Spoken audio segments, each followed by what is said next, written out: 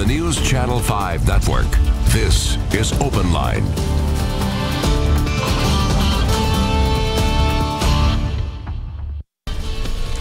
Good evening and welcome to Open Line on News Channel 5 Plus. I'm Matthew Torres. We are talking about a pretty hotly debated topic and a pretty important one here in Nashville, a city that is on the rise. So if anyone has questions, we will be talking about short-term rentals and the future of short-term rentals and really all of the questions. I know big news last week in regards to permits being revoked.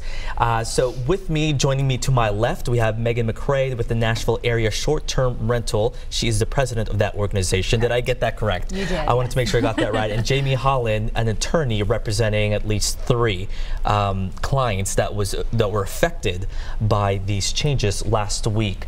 If anyone has questions or even comments, make sure to give a call on the number on your screen, 615-737-PLUS. Guys, it seems like this is an ongoing journey, an ongoing battle between city leaders, some community members, and those who simply want to have a business that is of short-term rentals. First off, let's remind the folks last week the development from the city, what was initially, I guess, misinterpreted.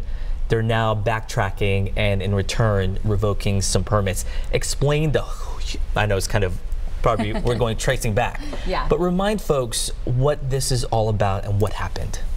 Megan, you want to start? Sure. So the last time we were here, there were actually 2 pieces of pending legislation, and one of those pieces passed in February of last year.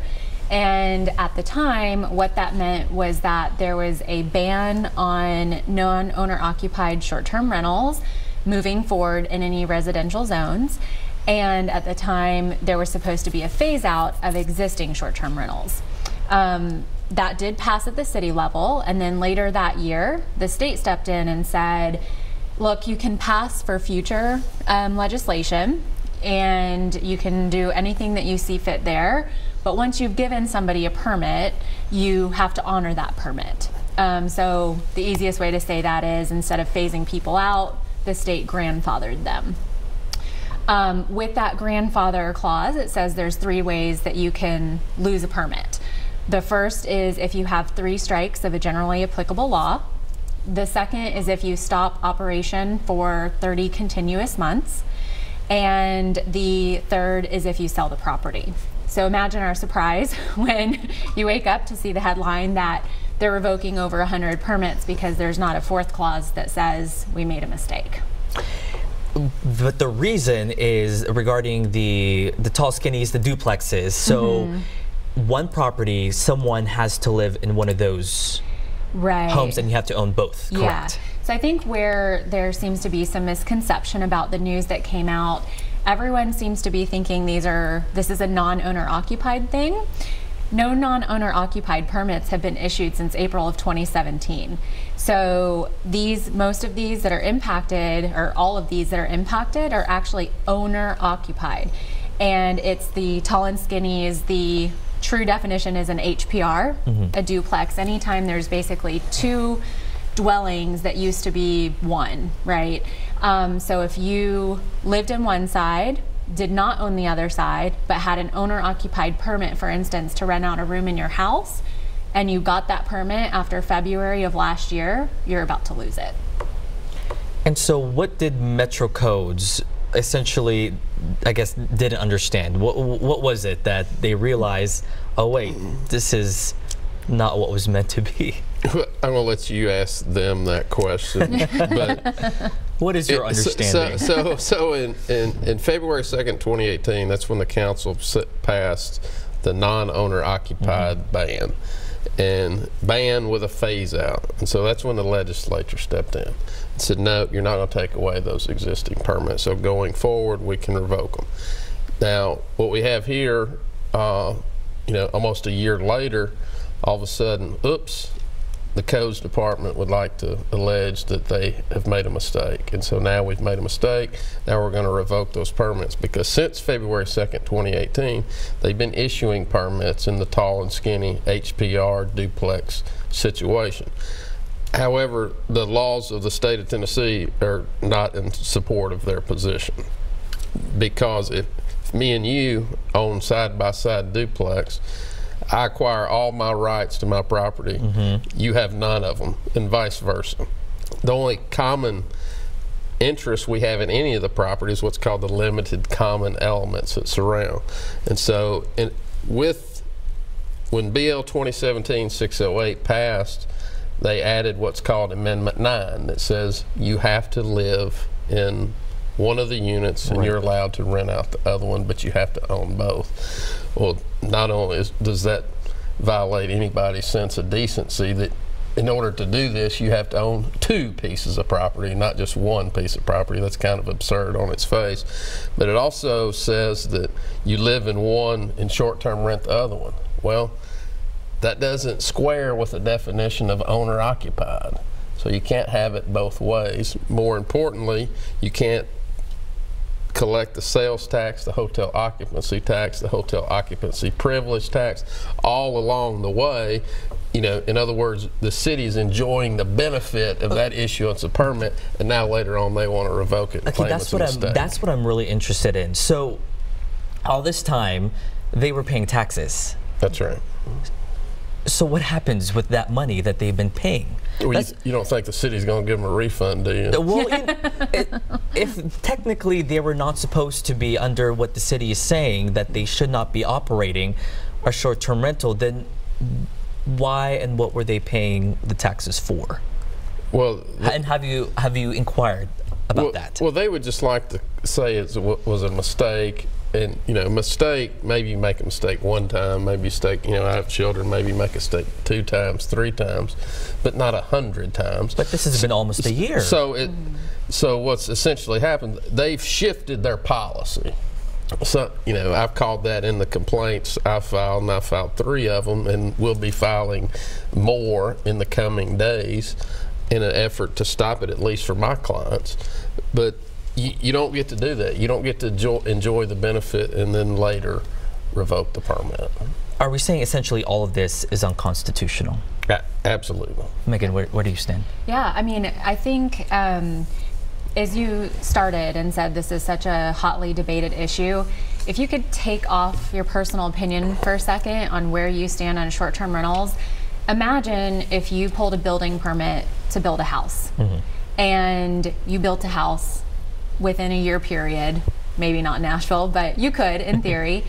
And a year later, the city comes back and says, I'm sorry, I made a mistake, let's take down that house.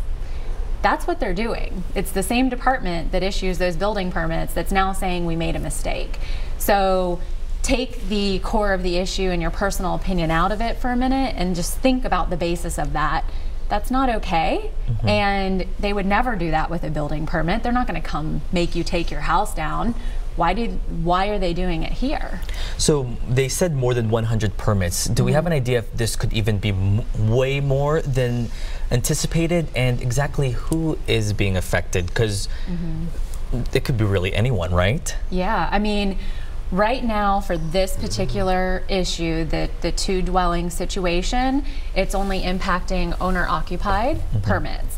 That said, we have heard from members, from non-members, that the city is actually revoking permits for other things. So, like what? Like if you are in an SP zone, there have been people who have had permits since 2017, 2016. And SP stands for? Specific plan. Specific plan. So it's now, so technically it doesn't spell out that it's not allowed, but it also doesn't spell out that it is allowed. So the city is interpreting that as we're not going to issue those. They're actually going back and looking at SP zones as well.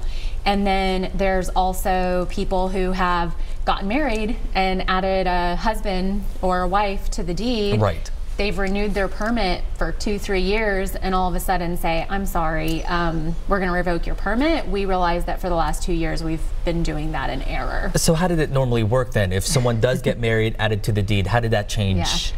So it shouldn't have changed technically. Where they're coming from on that is it says that a change in ownership is when you lose your permit. I think that the intent of the law was not I got married and that's changing ownership. It was, if I sell my property, the permit's not supposed to transfer with it. But people have lost their permits because they have put their personal home into a family trust, and that is technically considered a change of ownership. All right, I want to talk more about the permits. I know we have one call right now, I believe. Let me see. Ariel, is that you? Hey, Matt. Hey, what's your question?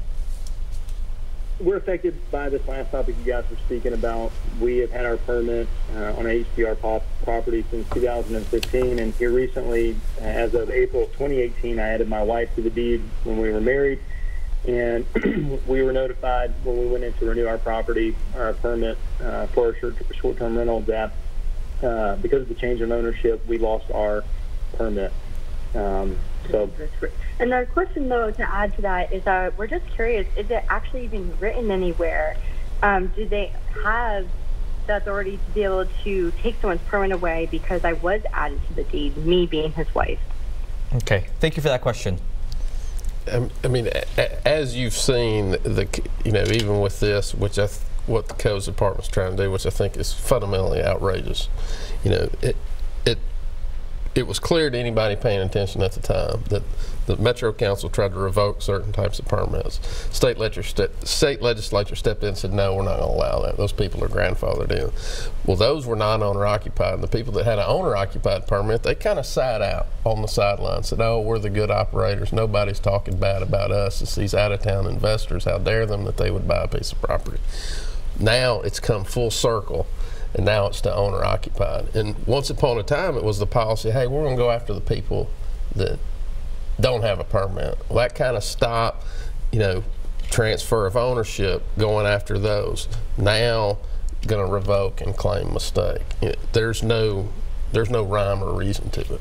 And her question, is there anything that says at all? Is there anything written anywhere when someone becomes a part of that deed? Adding your spouse to your deed is not a transfer of ownership. You got married. It's kind of common sense that that's going to happen. You shouldn't be penalized for adding anyone. And now I've seen situations where the permit was in the name of an LLC. They refinanced into their own. And the bank, as a condition of the loan, you had to put it in your personal name. That triggers it. Seen people transfer their property into a trust for the benefit of their children in order to avoid the probate laws of the state of Tennessee. So the property transfers immediately upon death, and they deem that to be a transfer.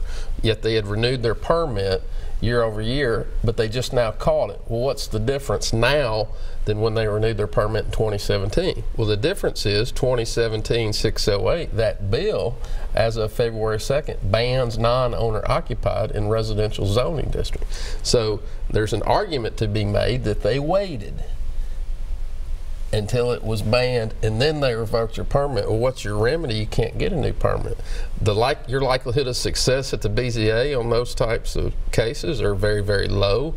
In order to get the remedy that you need and deserve, you're going to have to file a lawsuit and go to Chancery Court. Megan, you've talked about how other reasons to revoke the permits. I know I mentioned earlier more than 100. How many more do you think at the end of the day could there be?